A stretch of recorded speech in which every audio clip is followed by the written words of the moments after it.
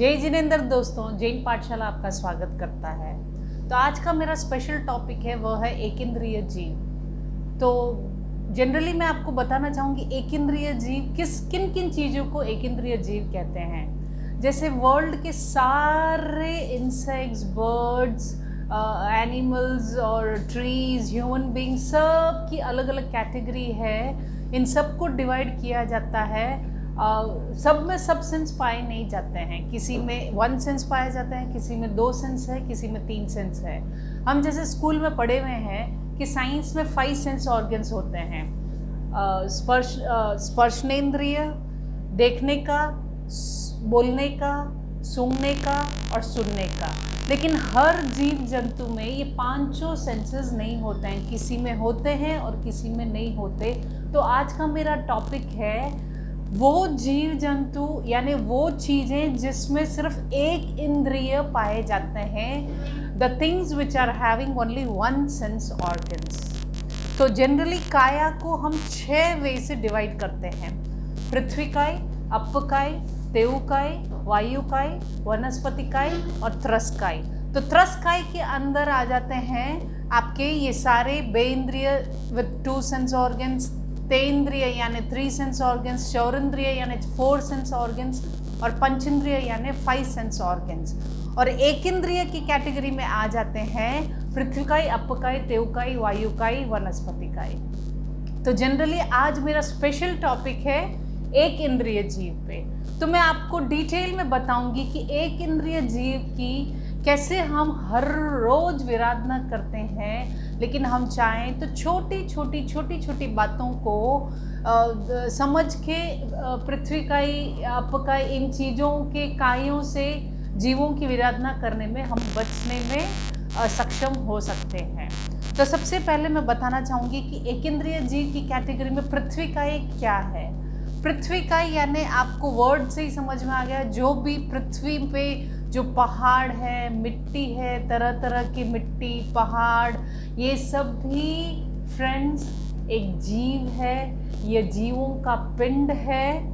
इसमें एक आंवले जितनी पृथ्वीकाय के जीव, एक आंवले जितनी पृथ्वीकाय के जीव यदि कबूतर का रूप धारण करे तो 1 लाख योजन के जम्बूद्वीप में भी नहीं समा पाएंगे। इसकी 7 लाख जातियां होती है। पृथ्वीकाय जीवों की 7 लाख जातियां होती है। जैसे कि काफ़ी वैरायटीज़ के आप मिट्टी ले लीजिए। अंडरग्राउंड ब्लैक सॉइल है और माउंटेन्स है। इन चीज़ों को भी हम पृथ्वीकाय के सभी प्रकार की मिट्टी, पत्थर, नमक, सोडा, खाने में से निकलने वाले कोयले, रत्न, जितने भी मिनरल्स है, मेटल्स है जो अंडरग्राउंड से निकलते हैं, वे सारे पृथ्वीकाय के जीव है। अब मैं इसके साथ साथ आपको एक सोल्यूशन देना चाहूँगी कि ये पृथ्वीकाय जीवों से हम कैसे डे टू डे लाइफ में बच सकते हैं, इसकी जयना हम कैसे कर सकते हैं। रात्रि के समय जो धूल उड़ता है तो वो हमारे घर पे डस्टिंग, अगर आप देखोगे तो फर्नीचर पे पूरा डस्ट जमा हो जाता है। तो ये भी सचित जीव है। इसलिए कहा जाता है कि सुबह घर का झाड़ू निकाल के ही हमें कुछ काम का शुरुआत करना चाहिए, नहीं तो इन जीवों की विराधना होती है। और बहुत तरीके हैं बचने के। जैसे आप ताजी खोदी हुई मिट्टी है उस पर चलना नहीं चाहिए, पास में जगह हो वहाँ से चलना चाहिए। और हम सब सोने, चांदी, हीरे, मोती के आभूषण पहनते हैं। जितना तक हो सके आप अपनी सीमा रखिए, जितनी ज़रूरत हो उतने ही आभूषण बनवाएं एवं पहने। इनसे भी हम जीवों की विराधना से बच सकते हैं। फ्रेंड्स, एक हीरा निकालने में कितने लोग काम करते हैं, कितने अंडरग्राउंड में लोग कितने फुट नीचे अंधेरे में बिना हवा और पानी के जाके एक हीरे, मोती, हीरे और कोयला और सोने ये सब निकालते हैं। तो कितने जीवों की हिंसा होती है गाइस। तो मैं फ्रेंड्स, मैं आपसे यही बोलना चाहूँगी कि इन चीज़ों से आप बचें, जितना हो सके आप इसका उपयोग अपनी सीमा से करें। नेक्स्ट है अपकाय के जीव, यानी अपकाय यानी पानी, सब तरह के पानी, बारिश का पानी, ओले भी ले लें, ओस की बूंदें भी ले लें, ये सब अपकाय जीव की कैटेगरी में आते हैं। पानी की एक बूंद के जीव यदि सरसों के दाने जितना अपना शरीर बनाएं तो पूरे जम्बूद्वीप में नहीं समा पाएंगे, इतने हो जाएंगे वो जीव। और एक बूंद में फ्रेंड्स, आपको पता है, सुई की एक नोक की एक बूंद में, पानी की एक बूंद में 36,450 तरह के माइक्रो ऑर्गेनिजम्स चलते फिरते पाए जाते हैं। आप इसको माइक्रोस्कोप में रख के भी इसका प्रूफ आप ले सकते हैं। तो आप सोचिए, डे टू डे लाइफ में हम कितना पानी ढोलते हैं और उनसे हमें डर भी नहीं लगता है कि हम पानी ढोल रहे हैं और उसमें इतने जीवों की विराधना हो रही है। तो आप समझ लीजिए कि एक सुई की नोक की एक बूंद पानी की कितने चलते फिरते जीव उसमें पाए जाते हैं। तो अब इनसे हम कैसे बच सकते हैं? जनरली फ्रेंड्स, अपन क्या होते हैं, नहाते हैं तो साबुन लगाते हैं, तो वो जो पानी में जो जीव है उनको वो मिर्ची जैसे लगता है। वो जो साबुन अपन लगाते हैं वो उनको मिर्ची से भी अधिक उनको जलन होती है। तो हो सके जितना आप अवॉइड करें। ठीक है, नहाना मजबूरी है, लेकिन साबुन का प्रयोग आप कम से कम करें। दिन में एक बार ही करें, बार बार आप हाथ पैर न धोएं। और दूसरे वे से भी हम पानी की विराधना से बच सकते हैं। जैसे फ्रिज का पानी नहीं पीना है, आपको बर्फ़ का पानी नहीं पीना है, पानी नल से नहीं बाल्टी से सीधा ऊपर से गिरे तो इन चीज़ों को आघात होता है। इसलिए बाल्टी को आप क्या करें, नल के बाजू में लेके जाएं, या नल इतना नीचे रखें कि वो जोर से ऊपर से पड़े नहीं। गीज़र का पानी उपयोग में न लें। कपड़े धोने की मशीन में सर्वत्र पानी छानने का और संखारे का विवेक रखें। 5 तिथि और 6 अट्ठाई में कपड़े नहीं धोना है। हमेशा नहाना वगैरह के लिए ज़्यादा पानी नहीं वापरना है और साबुन का उपयोग शक्य हो तो नहीं करना है।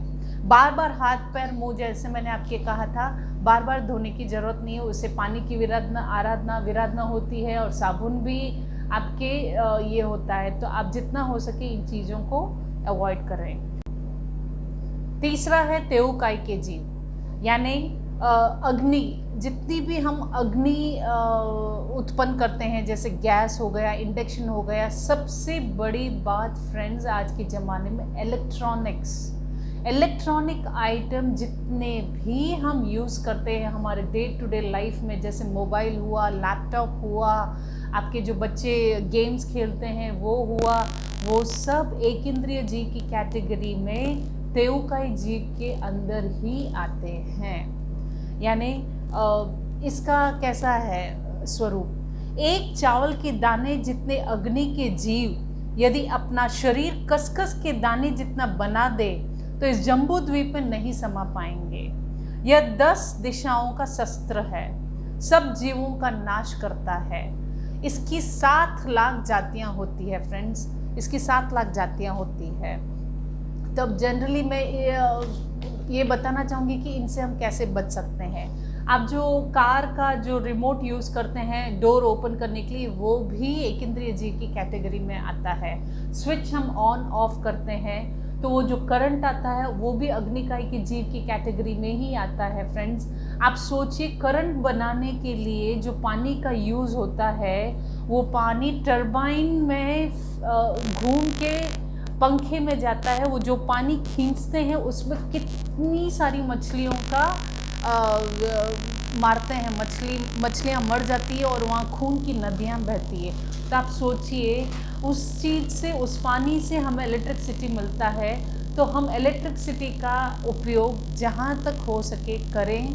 लेकिन अन्यथा आप जैसे छोड़ के चले गए, बाहर गपशप कर रहे हो और अंदर लाइट, फैन, एसी सब ऑन है, इससे आपके इलेक्ट्रिसिटी का बिल भी आता है और जीवों की विराधना भी होती है। तो फ्रेंड्स, ये एक समझदारी की बात है, जितना हो सके आप उपयोग करें। मैं मना ही नहीं करती हूँ, आप उपयोग नहीं करें। मोबाइल का भी उपयोग करें, लैपटॉप का भी उपयोग करें, क्योंकि आजकल डिजिटल वर्ल्ड ही है। बट अनवांटेड आप कुछ भी प्रयोग न करें। जितना तक हो सके आप इन जीवों की विराधना से बचें। तो इनसे हम कैसे बच सकते हैं? जैसे कि बार बार स्विच को चालू बंद न करें। हो सके तो इलेक्ट्रॉनिक के नए साधनों को घर में नहीं बसाना और लाने की सम्मत भी नहीं देना। साधनों की प्रशंसा भी नहीं करना, बार बार गैस चालू भी नहीं करना चाहिए। एक बार आपका सब काम हो गया तो उसे बंद कर दीजिए। चौथा आता है वायुकाई। वायु नाम से ही आपको पता है हवा, सब तरह की हवा वायुकाई के जीव है। जैसे आंधी की हवा है, ऑर्डिनरी हवा है, इन सबको हम वायुकाई के जीव के कैटेगरी में ही आते हैं। इस हवा में सूक्ष्म सूक्ष्म इतने एक इंद्रिय जीव होते हैं फ्रेंड्स कि हम उसे माइक्रोस्कोप से भी देखें तो बहुत सूक्ष्म लगते हैं। ये कैसे होते हैं देखिए, एक नीम के पत्ते जितनी हवा में रहे हुए वायुकाई के जीव यदि अपना शरीर लीक जितना बना दे, लीक जो माथे में लीक होती है उतना बना लें तो जम्बूद्वीप में भी नहीं समा पाएंगे। इतने जीव होते हैं वायुकाई में। इसकी भी 7 लाख जातियां हैं फ्रेंड्स। इन चीज़ों से इन वायुकाइयों की जीवों की विराधना से भी हम बच सकते हैं। कैसे, मैं आपको बताऊंगी। जैसे कि हम कपड़े सुखाते हैं, सुखाते ही इमीडिएट आप ले लें, क्योंकि वो सूखे हुए कपड़े बार बार वो हवा को स्पर्श करते हैं और उनसे जीवों की विराधना होती है। जब आप कपड़े सुखाने जाएं तो आप ज़ोर से न झटकें, ज़ोर से झटकते हो तो वो छोटे छोटे जीवों को बहुत हिंसा होती है। पंखा बार बार नहीं करना चाहिए। जैसे कि गर्मी लग रही है तो हम हवा से किसी का वो फ़ैन ले लेते हैं और बैठे बैठे न्यूज़पेपर से ऐसे ऐसे चलाते हैं, तो बार बार मत कीजिए, हो सके जितना आप अवॉइड कीजिए। और पर्दे वगैरह बांध कर नहीं रखें और झूले में नहीं बैठे। जब झूलते हैं हम तो हवा की झोंके में बहुत सारे वायुकाइयों जीवों की हिंसा होती है। तो फ्रेंड्स, इन छोटे छोटे नियमों से आप बहुत सारे जीवों की आराधना कर सकते हैं, इनकी विराधना से हम बच सकते हैं। नेक्स्ट हो जाता है वनस्पतिकाई के जीव। वनस्पति के नाम से ही आपको पता है कि जनरल फ्रूट्स और वेजिटेबल्स की कैटेगरी को हम वनस्पतिकाई के अंदर कहते हैं। तो इसके भी 2 तरह के वनस्पति होते हैं। जैसे कि एक हो जाता है प्रत्येक वनस्पतिकाई और सूक्ष्म वनस्पतिकाई। इसकी 24 लाख जातियां हैं, प्रत्येक वनस्पतिकाई और साधारण वनस्पतिकाई, तो इसकी भी 24 लाख जातियां हैं। तो इनसे भी हम बच सकते हैं। जैसे 8 हुआ, 14 हुआ, हम जमीकंद का त्याग कर सकते हैं। हो सके जितने ऐसे फ्रूट्स खाएं जो हम ज़्यादा खाते हैं और बाहर ज़्यादा फेंकते हैं, उन चीज़ों से बचें। जैसे आप सीताफल है, कस्टर्ड एप्पल, उसमें आप देखोगे तो हम खाते तो कम हैं लेकिन बाहर कचरा ज़्यादा फेंकते हैं। जैसे लीची हो गया, लीची में भी ऊपर का छिलका, गुठली सब जाता है तो हल्का सा माल हमारे पेट में जाता है।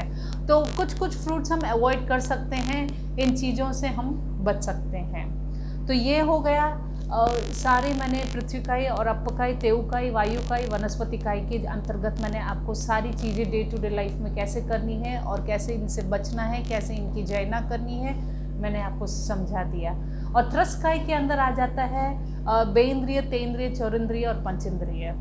तो फ्रेंड्स, कैसे लगा आपको ये मेरा वीडियो? अगर अच्छा लगा तो प्लीज़ आप लाइक करें, शेयर करें, सब्सक्राइब करें एवं मेरे इंस्टाग्राम पेज को भी फॉलो करना न भूलें। तब तक के लिए धन्यवाद।